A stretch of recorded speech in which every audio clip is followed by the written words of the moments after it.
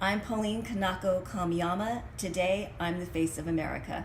Welcome for this very special episode of The Face of America in partnership with Unfold Brics, the international art exchange event about artists, art curators, luxury hotels to make hotels a better place.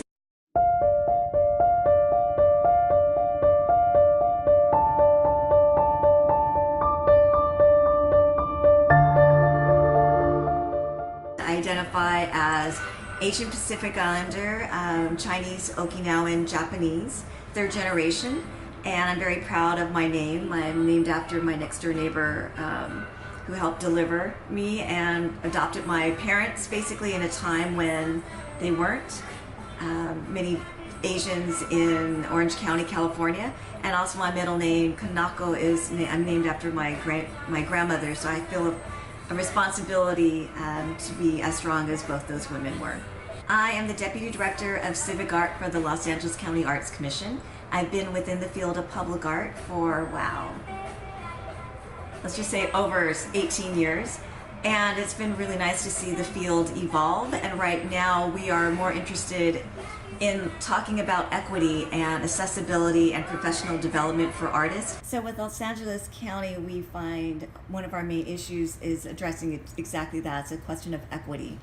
And we've just concluded a cultural equity and inclusion initiative that took us out to over our 4,000 square miles of LA County, from the rural areas of Antelope Valley to the very highly populated areas of Santa Monica, all the way to some of our suburban neighborhoods, to really bring people together to talk about this issue of equity. We are over 10 million strong. We speak over 200 languages, and we at the county have this responsibility to make sure that our artists and our artwork and civic art is reflecting that rich diversity that makes Los Angeles so incredible, and really a big factor in the creative economy.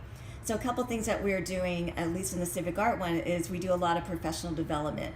And we do a lot of outreach. So we are talking to our cultural stakeholders in the area to make sure that we are addressing and reaching out to artists who may not have studied the traditional pathways of art, who are self-taught and yet are doing incredible artworks, who may not be showing in the galleries that are selling artwork to wealthy patrons, but are still showing in peer-based collectives and peer-based community galleries, because they are still exhibiting and they still have a portfolio that we are interested in.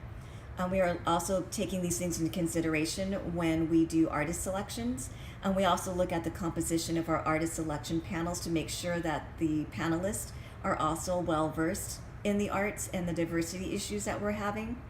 And also diversity in mediums, that we don't want a collection that is fully just bronze sculptures or just all murals, but that it is a very diverse collection in materiality. So we're doing a lot of different things to address that and to reach out to our artists so that our 10 million residents can see themselves reflected in the artwork. And for us, that builds stewardship, and that then helps carry forward how important arts and culture is to telling one story and making that next jump to the present and then to the future. Public art is out in the street. It is at your library. It is at your grocery store if it's a private development. It is things that you may see on the wall or on a freeway overpass. It is there in the public realm. So it's our job then to make people aware of what you're looking at is art. And if you imagine that artwork not being there, how that changes the landscape. Artwork in the public space is reflective of the culture that in the neighborhood is site specific. And that for us and for the communities that we work with, the neighbors that we work with, it has that benefit of adding to it, making it a livable, workable, playable space. And so that can then spur a moment of, hey, I've seen this artwork on the street. Maybe now I won't feel intimidated.